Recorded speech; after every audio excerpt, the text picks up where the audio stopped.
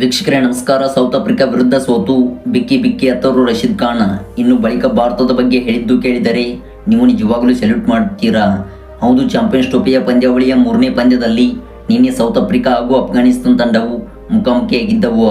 ಇನ್ನು ವೀಕ್ಷಕರೇ, ಈ ಒಂದು ಹೈ ವೋಲ್ಟೇಜ್ ಪಂದ್ಯದಲ್ಲಿ ಸೌತ್ ಆಫ್ರಿಕಾ ತಂಡವು 107 ರನ್ಸ್ಗಳ ಗೆಲುವು ದಾಖಲಿಸಿ ಈ ಒಂದು ಸರಣಿಯಲ್ಲಿ ಶುಭಾರಂಭ ಮಾಡಿದೆ. ಹೌದು, ಕರಾಚಿಯ ನ್ಯಾಷನಲ್ ಬ್ಯಾಂಕ್ ಅಂತಾರಾಷ್ಟ್ರೀಯ ಮೈದಾನದಲ್ಲಿ ಜರುಗಿದ್ದ ಪಂದ್ಯದಲ್ಲಿ ಸೌತ್ ಆಫ್ರಿಕಾ ತಂಡವು ಟಾಸ್ ಗೆದ್ದು ಮೊದಲು ಬ್ಯಾಟಿಂಗ್ ಆಯ್ದುಕೊಂಡಿತು. ಇನ್ನು ವೀಕ್ಷಕರೇ, ಬ್ಯಾಟ್ ಮಾಡಿದ ಸೌತ್ ಆಫ್ರಿಕಾ ತಂಡವು 50 ಓವರ್ಸ್ಗಳಿಗೆ 315 ರನ್ಸ್ ಕಲೆ ಹಾಕಿ 6 ವಿಕೆಟ್ ಕಳೆದುಕೊಂಡಿತು. ಹೌದು, ಸೌತ್ ಆಫ್ರಿಕಾ ತಂಡದ ಪರವಾಗಿ ರಿಕಲ್ಟನ್ ಅವರು ಆಡಿದಂಥ 106 ಎಸೆತಗಳಲ್ಲಿ ಸ್ಫೋಟಕವಾದ ಶತಕ ಬಾರಿಸಿ ಮಿಂಚಿದರು. ಇನ್ನು ವೀಕ್ಷಕರೇ, ಉಳಿದಂಥ ಬ್ಯಾಟ್ಸ್ಮನ್ಗಳು ಅರ್ಧ ಶತಕ ಬಾರಿಸುವ ಮೂಲಕ ಸೌತ್ ಆಫ್ರಿಕಾ ತಂಡದ ಸ್ಕೋರನ್ನು 315ಕ್ಕೆ ತಂದಿಟ್ಟರು. ಇನ್ನು ಈ ಒಂದು ಬೃಹತ್ ಮೊತ್ತದ ಗುರಿ ಬೆನ್ನಟ್ಟಿದ್ದ ಅಫ್ಘಾನಿಸ್ತಾನ ತಂಡವು 43.3 ಓವರ್ಸ್ಗಳಿಗೆ 208 ರನ್ಸ್ ಕಲೆ ಹಾಕುವ ಮೂಲಕ ಸರ್ವಪತನ ಕಂಡಿತು. ವೀಕ್ಷಕರೇ, ಇದರೊಂದಿಗೆ ಸೌತ್ ಆಫ್ರಿಕಾ ತಂಡವು ತನ್ನ ಮೊದಲ ಪಂದ್ಯದಲ್ಲೇ ಭರ್ಜರಿಯಾಗಿ 107 ರನ್ಸ್ಗಳ ಗೆಲುವು ದಾಖಲಿಸಿ ಇದೀಗ ಪಾಯಿಂಟ್ಸ್ ಟೇಬಲ್ನಲ್ಲಿ ಅಗ್ರಸ್ಥಾನವನ್ನು ಪಡೆದುಕೊಂಡಿದೆ.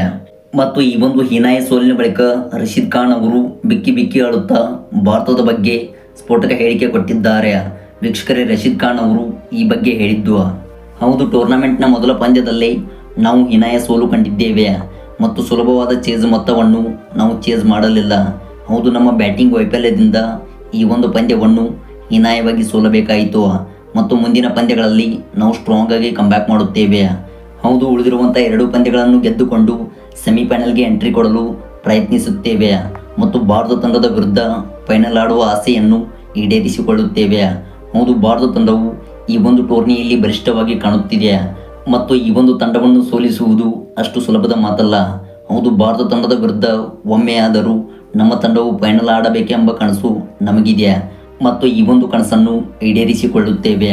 ಹೌದು, ಬಾಂಗ್ಲಾದೇಶ ವಿರುದ್ಧದ ಪಂದ್ಯದಲ್ಲಿ ಭಾರತ ತಂಡವು ಯಾವ ರೀತಿ ಚೇಸಿಂಗ್ ಮಾಡಿ ಗೆದ್ದಿತು ಮತ್ತು ಈ ಒಂದು ತಂಡವನ್ನು ನೋಡಿ ನಮ್ಮ ತಂಡವು ಕಲಿತುಕೊಳ್ಳಬೇಕಾಗುತ್ತದೆ.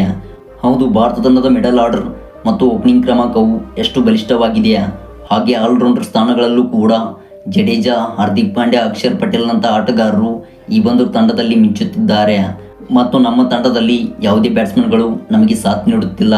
ಹೌದು, ನಮ್ಮ ಬ್ಯಾಟಿಂಗ್ ವೈಫಲ್ಯದಿಂದ ನಿನ್ನೆ ಹೀನಾಯವಾಗಿ ಸೋಲು ಕಂಡೆವು ಮತ್ತು ಉಳಿದಿರುವಂಥ 2 ಪಂದ್ಯಗಳಲ್ಲಿ ಕಂಬ್ಯಾಕ್ ಮಾಡಿ ಭಾರತದ ವಿರುದ್ಧ ಫೈನಲ್ ಆಡುತ್ತೇವೆ ಎಂದು ರಶೀದ್ ಖಾನ್ ಅವರು ಅಳುತ್ತಾ ಸ್ಫೋಟಕ ಹೇಳಿಕೆ ಕೊಟ್ಟರು. ವೀಕ್ಷಕರೇ, ಇದಾಗಿತ್ತು ಈ ಒಂದು ವಿಡಿಯೋದ ಸಂಪೂರ್ಣ ಅಪ್ಡೇಟ್ಸ್.